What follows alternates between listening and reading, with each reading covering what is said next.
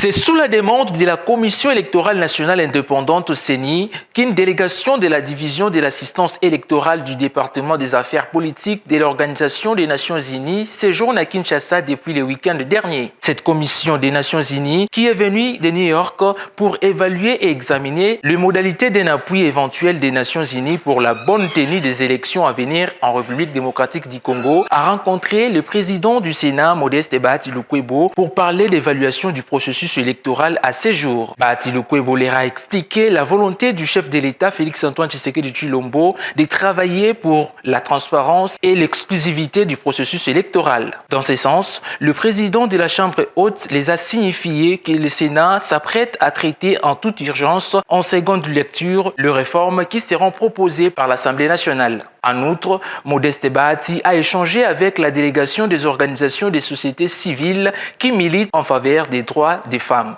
Avec l'ONU Femmes, cette dernière est venue faire le plaidoyer auprès de Modeste Bahati d'abord en tant que chef d'une institution et autorité morale d'un grand regroupement politique AFDC allié pour accompagner la femme dans sa lutte. Cette dynamique plaide auprès des institutions du pays pour le renforcement de mesures législatives, réglementaires et politiques pouvant accroître la participation des femmes à la vie politique et aux instances de prise de décision,